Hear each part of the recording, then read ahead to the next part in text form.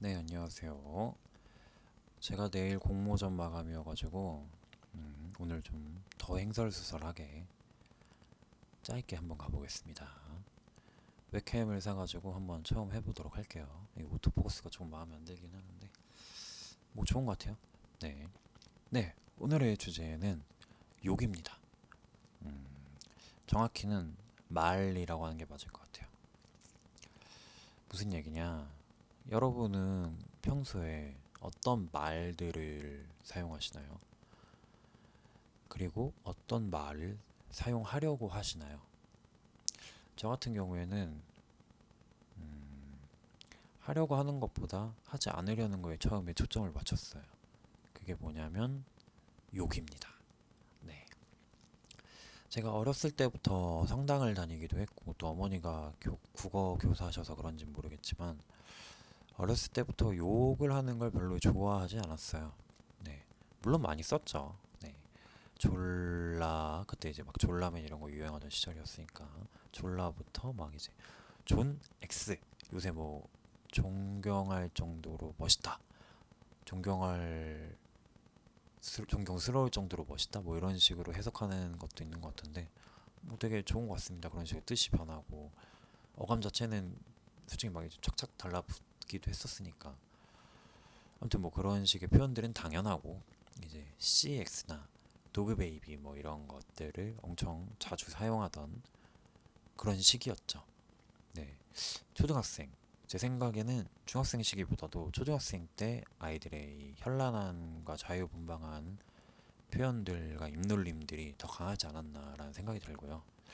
저 또한 그 당시에 이제 진짜 뜻도 모르고 쓸 때도 있었고 뜻을 알고도 이제 툭툭 나오는 경우도 있었고 뭐 애들끼리 말다툼, 기싸움, 그냥 뭐 유행 이런 것 때문에 쓴 적도 많았고 근데 이제 그러다가 뭐 이제 막 가령 어디서 배웠는지 썼는데 부모님이 놀라신다거나 아니면 제가 이제 그 뜻을 알고 이거는 너무 안 좋은 뜻인데 너무 안 좋은 유래인데 이런 식으로 해가지고 쓰지 않는 경우가 점점 생기기 시작했죠. 그래서 어렸을 때 이제 나는 욕을 덜 써야지 혹은 쓰지 않아야지 이런 마인드로 욕을 안 쓰려고 노력을 하기 시작합니다. 네. 다사다난했죠. 아시겠지만 이제 주변의 애들은 거침하고 현란하게 사용하고 나도 안 하려고는 하지만 이제 점점 툭툭 내뱉는 내 자신을 목격할 때마다 현타를 느끼기도 하고 어쩌면 또 속 시원함을 느끼기도 하고 그런데 결론적으로 지금까지도 욕은 잘 안 하려고 해요. 물론 많이 씁니다만 그래서 제가 느낀 거는 욕을 안 썼을 때 어떤 특징들이 있냐 딱 두 가지가 있는 것 같아요.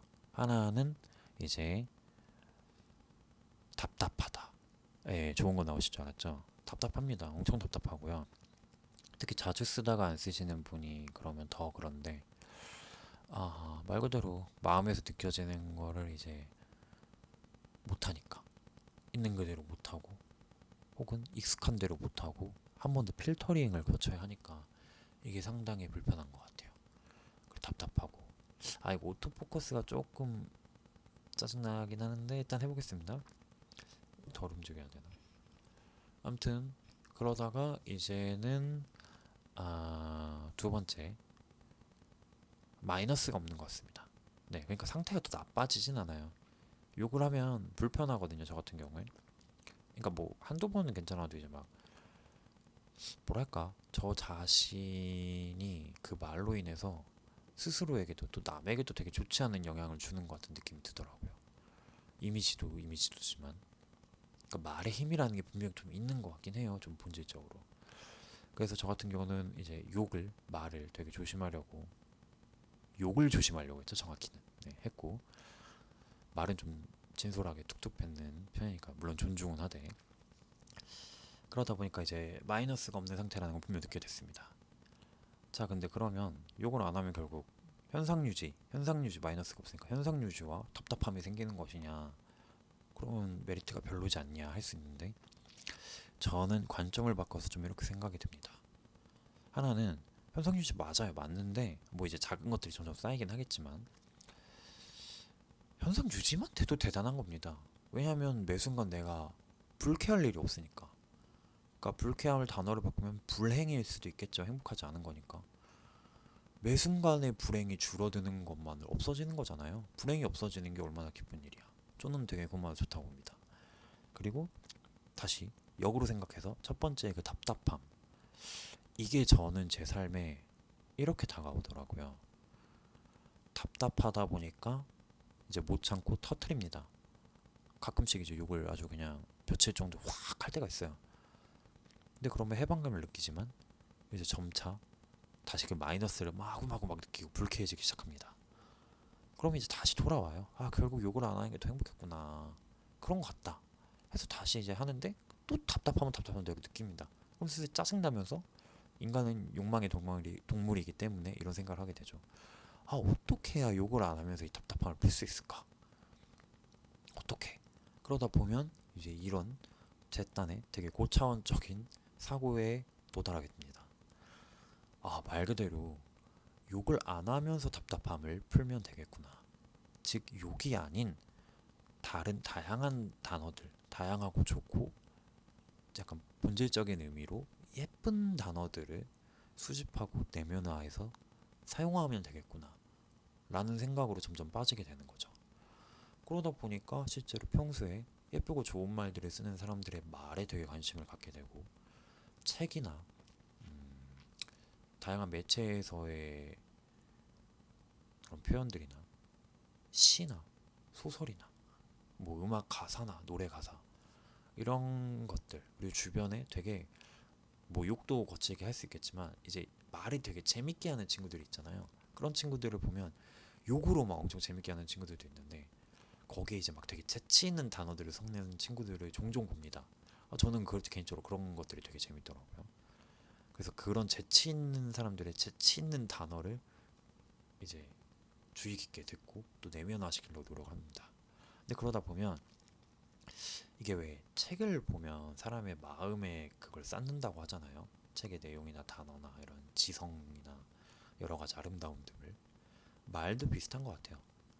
정확히는 단어일 수도 있겠지만 그런 단어들과 말을 내 평소의 시간들에 그리고 결국 나라는 사람의 삶에 내 안의 세상에 쌓아두기 시작하면 그런 되게 좋은 것들이 쌓이고 쌓여서 내 평소의 말에 대화에 다양한 사람들과의 이런저런 자리에 뭐 일할 때 글을 쓸 때 언제든 튀어나오는 것 같다는 생각이 듭니다.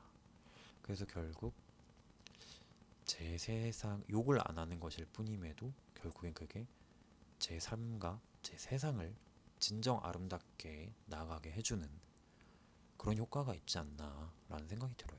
아, 오해는 하시면 안 될 게 욕 많이 한다고 사람 나쁘다는 거 아니고 제 주변에 좋은 사람들도 욕 많이 씁니다.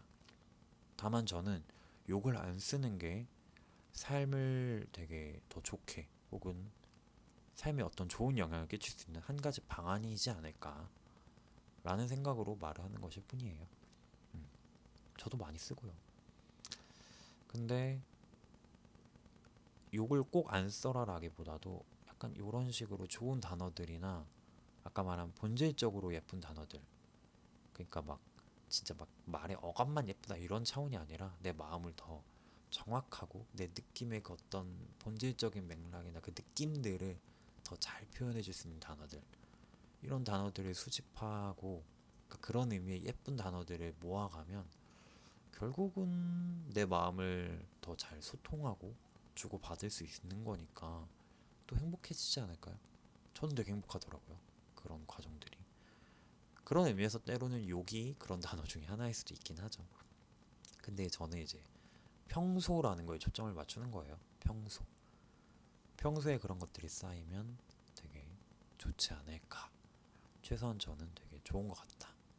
좋다고 생각한다. 라고 생각하며 마감 직전에 횡설수설 ASMR 타임을 끝내도록 하겠습니다. 안녕. 이 오토포커스는 좀 연구를 해보겠습니다.